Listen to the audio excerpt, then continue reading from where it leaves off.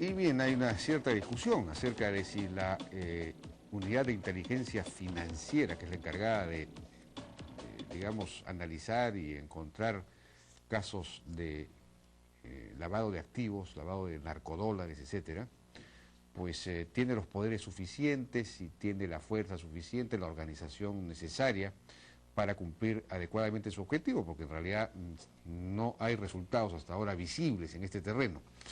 Hemos invitado al doctor Sergio Espinosa, que es superintendente adjunto de asesoría jurídica de la Unidad de Inteligencia Financiera de la Superintendencia de Banca y Seguros. Bueno, eso es un título largo, pero así es la cosa.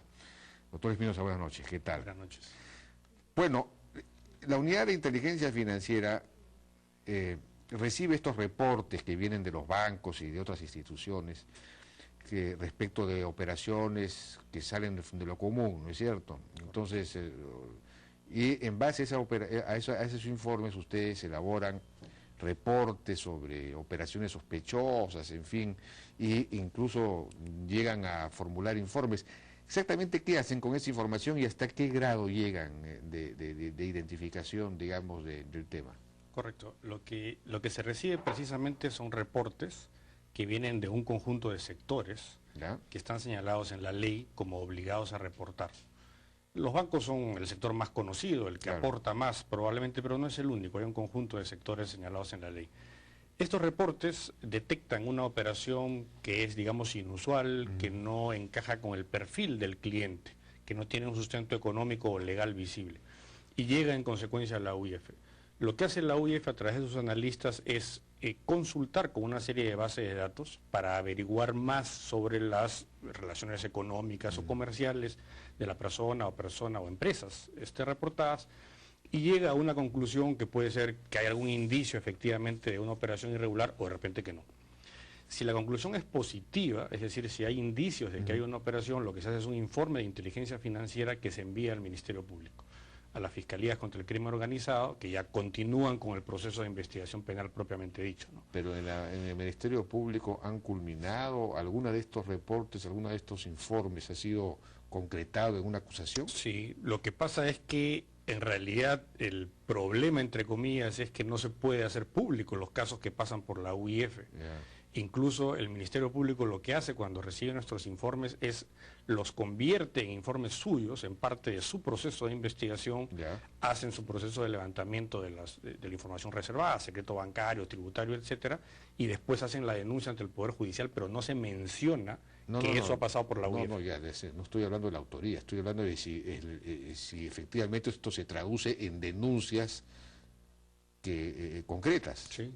Sí, claro, no en todos los casos que quisieran, pues obviamente. No en todos los casos que quisieran, pero digamos, ¿están ustedes satisfechos o medianamente o no muy satisfechos con el grado de concreción de las denuncias en base a los indicios que ustedes muestran? Yo diría que hay dos problemas ahí. Hay un primer problema que está en la UIF, que es que cuando se hace el proceso de filtrado, digamos, de búsqueda en base de datos, tenemos ciertos límites. La UIF no accede a toda la información, no tiene acceso a secreto bancario, no tiene acceso a reserva tributaria tampoco. Debería tener acceso. Debería tener, eso es un estándar internacional, está previsto en instrumentos internacionales y es una recomendación para este tipo de instituciones. Se ha enviado un proyecto de ley, creo, al Congreso sobre esto, ¿no? Así es, el año 2009.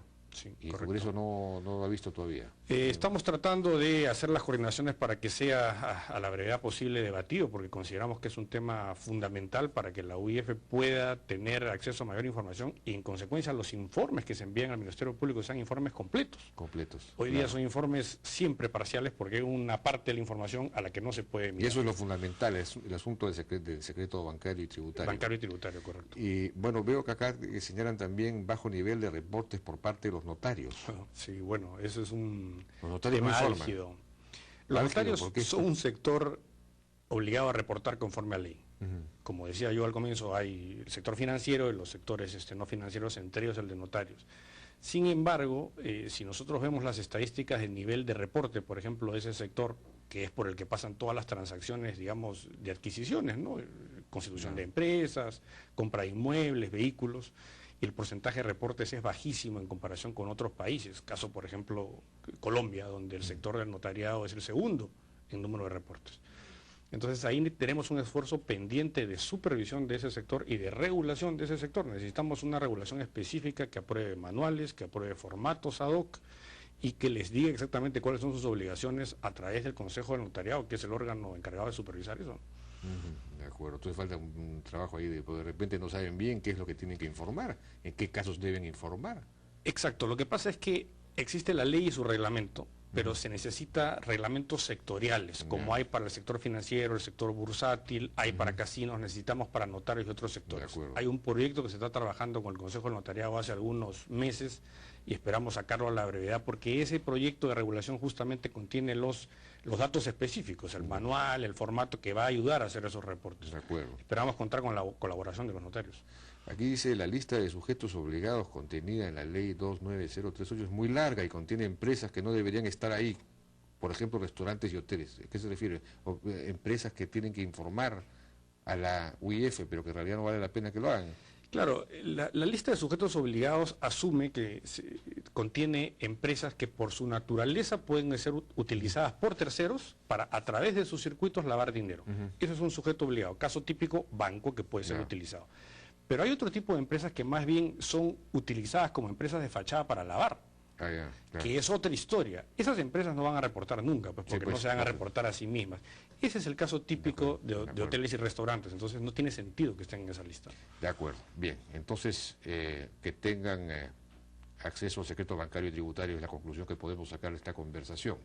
Ojalá que el Congreso apruebe esto. Muchísimas gracias, doctor Espinosa, por su participación en la hora N. Fue superintendente adjunto de la Unidad de Inteligencia Financiera de la SBS. Vamos a una pausa y regresamos.